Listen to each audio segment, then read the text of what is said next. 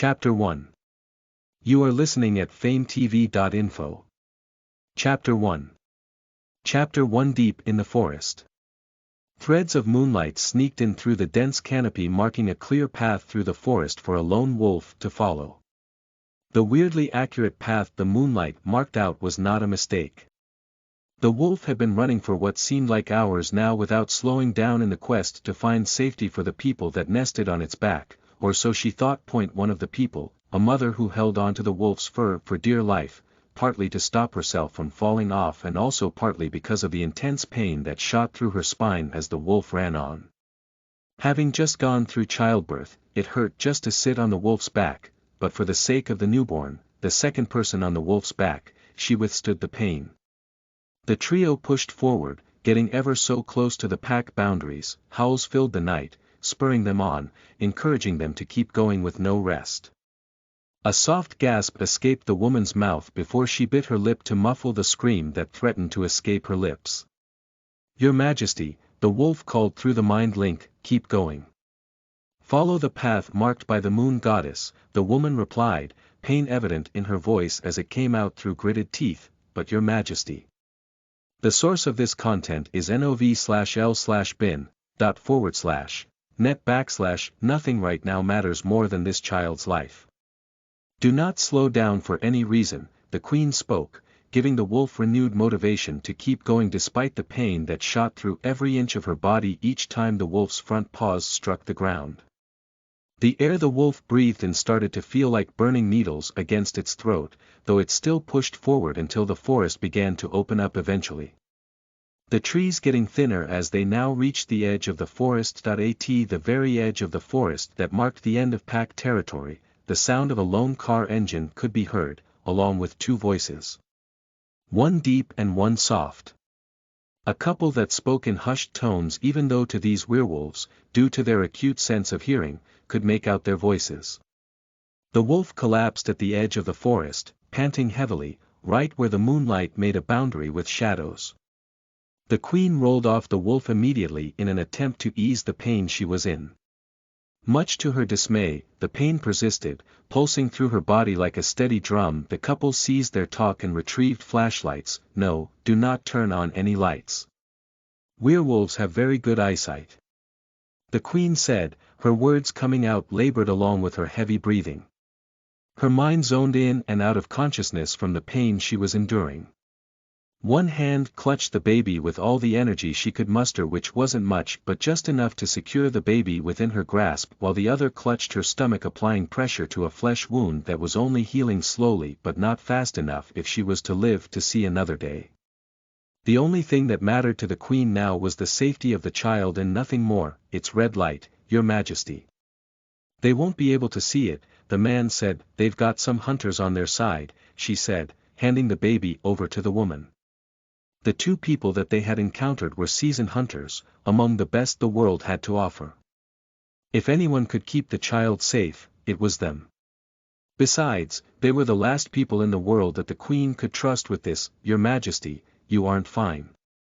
Let's treat your wounds," the woman beseeched her. "No, get the baby and go as far as you can take her. Conceal her identity. If you have a first aid kit, just give me what I need and my personal guard will take care of it," she said with a hint of urgency in her labored voice. The man hurried to the blue trunk of the hatchback they had come with and retrieved the first aid kit, which she then gave to the queen. "You need to go to an emergency room, Your Majesty," alarm rising within the woman's voice. "You are bleeding a lot." "I am a werewolf. I will heal. Besides, that girl's life is worth more than mine. She is a gift from the moon goddess herself. Protect the child with your lives," the queen explained. "Now go, hurry. The girl's name is Katie. You can change the other one for her safety." The baby began stirring now that she was out of her mother's arms. The couple got into the car and revved the engine before speeding out of there, their lights tinted red to evade the near-perfect night vision of the wolves that flooded the forest on a hunt for the queen's child. "How are we going to raise a child, my love?" the man asked his partner. "We'll figure it out, together. We won't let anything happen to her," she said, and with that, the baby stopped crying and opened her eyes. The irises of the girl's eyes gleamed a bright blue in the darkness. She really is a royal werewolf. One of the chosen pair, no less. This might be the most important mission in our entire careers, considering that baby has the power to put an end to all this. We'll have to do something about her eyes if we are to conceal her identity, the man said, and I know just the person to call. Can we trust him? We can't trust anyone now. News about the baby's disappearance will be widespread before long.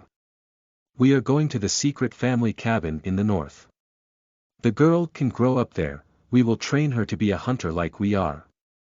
The very best. And when the time is right and we are sure she can protect herself, we will introduce her to the real world and teach her to blend in, he explained. Shall we tell her about her origin? No. I'm afraid that is something she will have to learn a lot later, but we will tell her before she turns 18, the man explained. They drove fast, putting distance between themselves and the girl's pack. Constantly opening a can of perfume of a different kind each several kilometers to mask their scents. Just what was the moon goddess planning that got the werewolves, no the rogues, so riled up about newborns? Knowing her, she did it for the safety of the werewolves, but not all of them saw it that way, and that caused a war. I just don't know why she chose us to protect the girl, the woman said. Are you kidding, darling? The man smirked before the woman joined him in laughter. An inside joke on the rhetorical question that confirmed how confident they were on their abilities as hunters. 17 years later, re-eyeing. The bell went, snapping a teenage girl out of her sleep. The shuffling sounds of students leaving the classroom confirmed that she had not heard anything wrong and the class was indeed over. Math was not one of the classes that she found particularly interesting, since her parents made it an issue to teach him everything she needed to know about the class in a brutal crash course that wasn't for the faint of heart. Most teenagers from the sort of family she was from knew this, and they were only in school for the formalities. It came with the territory when one was raised in a family of hunters. Hunters only had to keep the balance between werewolves and humans. Humans and werewolves were free to interact as they wished, but under no circumstances was a werewolf supposed to use its abilities to attack a human. It was justified, however, if the werewolf had proof of self-defense, as it wasn't unheard of for some psychopaths to capture werewolves for the sole purpose of dissecting them to find out what makes their anatomy so special. Hey, Katie. A voice snapped the girl out of her thoughts. You've been zoning out a lot lately, a girl said, approaching her. Sandra, one of her two best friends and fellow hunter, had been friends with Katie since they were kids, having met training to become hunters in the forest just like their parents. You still having that weird dream of yours? Yeah, it won't go away, although I am now learning how to ignore it. It still gives me annoying headaches though, she said. For the past few weeks that were leading to her birthday, which was set to happen this weekend, Katie was having one recurring dream of the black wolf. Does the dream ever change? No, still exactly the same. The white wolf stands there and asks me why I won't let her out and why I refuse to play with her, Katie replied before walking out of the classroom. It's like every time I close my eyes.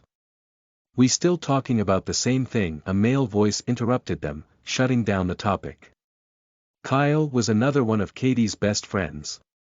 Despite not being a hunter, Kyle was exceptional when it came to class and had been a good friend to Katie when she first came to this school. Werewolves, humans and hunters were no secret to the public, and it was never scary when a werewolf threatened a human, since hunters were always around to keep the peace. As such, the werewolves usually kept their claws to themselves. The sound of someone slamming into a locker penetrated Katie's ears. Well, usually. The trio increased their pace till they found the source of the commotion. Dexter, a heavy well-built werewolf, had his hands around a kid's throat. You should know your place, runt, he yelled into the kid's face. Hey, Dexter, put him down. The hunters will be here any minute. One of his friends tried to calm him down and warn him, but the rage was getting the better of him. Put him down, Dexter, Sandra spoke up, beating Katie to the punch. Regardless of how small she looked, she was known throughout the school as someone you wouldn't want to cross paths with and end up in a fight. Dexter turned to look at the three new arrivals, his eyes gleaming bright green, the students around clearing a path for them to get to Dexter. Well, if it isn't the trio of wannabe hunters, Weird-Eyed Kid and her lackeys. And yes, the weird-eyed kid he was referring to was Katie, because of her very rare, dark blue eyes. Listen to the full novel at famvetv.info, direct link in the description.